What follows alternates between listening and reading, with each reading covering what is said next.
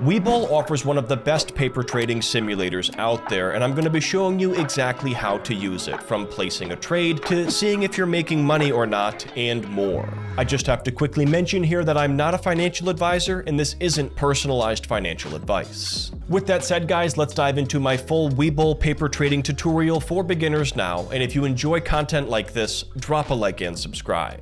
Okay guys, so the first step here is going to be opening up a Webull account to use their paper trading simulator, and you don't actually have to fund this account in order to use their trading simulator. Now, Webull is a partner of my channel, so they do offer my audience a free bonus when you sign up, and that's typically a free stock promotion or a deposit bonus. Be sure to visit ryanoscribner.com/Webull or click the top link in the description below to see their current free bonus offer. I will also include my full Webull tutorial for beginners in the corner if you're looking for a step-by-step guide on how to open a new account. So for starters, guys, how do you locate the paper trading feature? You're going to click here on the menu button in the bottom right, and then you're going to scroll down and click on this More button, and then on this screen here under Trading, you'll see the option here for Paper Trade, so go ahead and select that, and this is going to bring you to your paper trading account. Now, I already have one established from my previous tutorial, and the cool thing is we're going to be able to analyze this and see if we're making money or not. That way you can do the same thing with your paper trading portfolio. Now, the first thing I want to show you here is at the top, you're going to notice it says stocks and options. That's what we have selected. But if you click here on futures, you actually have a separate paper trading portfolio for futures trading. So if you wanted to practice with both of these, you could toggle between those two portfolios.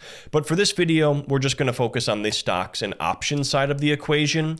And right now we're looking at a net account value of 568 and some change. Now, this is a paper trading account I started with $500, but if you want to make an adjustment here to the amount that you're starting with or possibly reset your account, you would click on this pencil and paper icon, and by default, it's going to be a $1 million paper trading account, but for a lot of people, that's just not realistic, so that's why I started out my account with just $500. So you might want to start off by just changing this amount of money, or maybe you practice and want to start over, and this is how you can reset that account.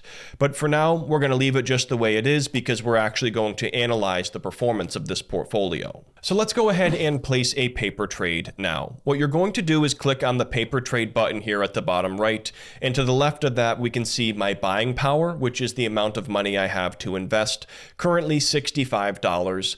So we're going to click on the paper trade button now, and then we're going to type in the symbol. So for this case, we're going to buy some shares of Ford stock for this demo, and the symbol there is F. And guys, this is not a buy or sell recommendation. This is just for demo purposes. And at the very top, we can see Ford stock on the New York Stock Exchange. So we're going to go ahead and select that. And the current share price is $15.16. Now, by default, what we're looking at here is a candlestick chart, and I do have some technical indicators enabled here, the moving averages. So it might look a little bit confusing here, but we can actually change this chart pretty easily. If you click on the candlestick icon here, we can actually change this over to a basic line chart, and it's just showing us the 24-hour chart by default, but we can change this over here to different spans of time if we want to. And we can also turn off these technical indicators by just clicking up here and clicking on this X, and now we don't have those moving averages. So now we just have a basic line chart, and if you wanted to add some technical indicators, you can click on the 4 circles here at the right, and then you can choose indicators, you can choose drawing tools, chart layers, things like that. So if we select indicators and then MA for moving averages, well, now those have been added back to our chart. So that's what Webull is really known for, is this advanced charting, technical indicators, and all sorts of things like that built into one very easy to use app. Now at the top here, there's also a drop down where you can view key statistics like the dividend yield. For example, this pays a 0.6%, or I'm sorry, a dividend yield of 3.97%. The dollar value is actually 60 cents. So you can get details like that here under key statistics, but we're just going to close that for now. And then if you're looking to trade options, you would click here to view the options chain. And right now it's just looking at call options. If you wanted to look at put options, you can choose that here. or you can look at both at the same time. So that's how you would view the options available. You would click on one of these individually if you're looking to actually place a trade. So if you're looking to practice options trading, this can be a great place to do that as well. To the right, we can see company news, and then you can get details about anything that's going on in the news for the company. There's going to be details here about analyst ratings, price targets, and things like that. And you can also view key company financials here, like their earnings reports, financial statements, and details like that. And there's also a Sage tracker, which is going to show you institutional ownership. And there are additional features available with the premium subscription, but to be honest, even with this basic free subscription, there's a ton of very useful data available. But for now, we're just going to place a trade. So we're going to click on the paper trade button at the bottom, and this is going to bring us to the order ticket window. So by default, we have a limit order and we have a buy selected. And with a limit order, this means we can specify the exact price or better that we're looking to buy or sell for. In this case, it's a buy. But we are actually going to change this to a market order just to prioritize the order actually going through. But if you're actually placing trades and trying to ensure, very specific order execution, you would probably use a limit order. But in this case, we're just going to do a market order, and the shares are about $15 each. And as mentioned, and it shows right here, my buying power is $65. So we're going to buy a quantity of 4, and that's going to be a little bit over $60, $60.40 based on the current quote. And that is moving around here based on the actual trading happening at the exchange, so it shows that this is actually real-time market data. And when we're ready, we can click here on the paper trade button, and it says insufficient funds, order failure. It might just be that we have to maybe only buy 3 shares. So let's try purchasing 3 and clicking on paper trade. In that time, it went through. So depending on how much money you have, it might not let you use all of that money, or you might just have to split it up into 2 orders.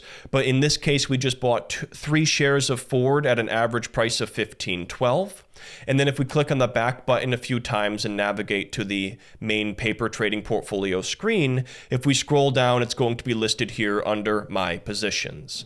So now let's talk about this portfolio screen and how to tell whether or not you're making money or losing money on these individual investments and across the whole portfolio. Looking at this on a portfolio level first, if we scroll up to the top here, we can see a net account value of $569 and some change. Now, I know that I started off with $500, so I can see that I've made money, but how would you know if you maybe didn't realize how much you started the portfolio with? Well, below that, we can see open P&L, which is your open profit and loss, and that's currently a dollar value of $69.60, and it changes around as the portfolio changes, or a percentage value of about 14.5%. And you can also look at the line chart here to see how this portfolio has performed over time. So for example, when I first invested in just some Google with this portfolio, it was worth $500. We can see it dipped slightly, and then towards the end of March, it actually dropped quite a bit to about $458, somewhere around there. So I actually lost some money initially, but then it went up from there and reached a high over here of somewhere around $590 for the whole portfolio. And now we've settled around $570 at this point in time. And then below that, we can actually see this button here that says performance, and this is going to show you more details about the overall profit and loss, what has your annual return been, and different things like that. You can scroll down to get more details, and you can also look at this on an individual stock level and click into each one of these for more detail. But for me personally, this isn't my favorite way to track gains or losses because it's a little bit confusing and quite a bit of information. So the way I like to track this on an individual level is scrolling down here and looking at my positions, because it's going to show you position by position what your profit or loss has been. And this is unrealized because we haven't sold yet. If you actually sold these, then you would have a realized profit or loss. But just looking here at Google, it's going to first show us here the MKT value / quantity. That's the market value. So currently about 382, and we own 1 share. To the right of that, it shows the open P&L in terms of both a dollar value and a percentage. So currently I'm up 22.32% on my 1 share of Google or Alphabet. And then to the right of that, we can see the last price, which is the same as the current market value. And below that is my average price. So I paid $312.78 for one share of Alphabet, and it's now worth about $382, hence why I am up. And then above that, we can see my position here, one share of Intel, which was bought earlier today, and the 3 shares of Ford. And we can see I'm down slightly on the Intel. Now I'm down slightly on the Ford, and we can see the average price paid and then the closing price, or the current price rather. When the market's actually closed, you'd be able to see the last close price there. But that's how you can track if you're making or losing money here on an individual investment basis. But there you have it, guys. That's a step-by-step guide on paper trading for beginners using Webull. As I'm sure you can see, this is a lot easier than it would be to track trades on physical paper, and it's one of the many reasons why investing is just so much easier today than it has been in years past. If you have any questions, leave me a comment down below and I will answer each one. And don't forget to visit ryanoscribner.com/Webull or click the top link down below to check out their current free bonus offer for my audience. If you want to learn more about paper trading, check out my next video here on the TradingView paper trading platform. This is more of an advanced trading workstation for day trading and active trading strategies. So be sure to check that out, and I will see you there.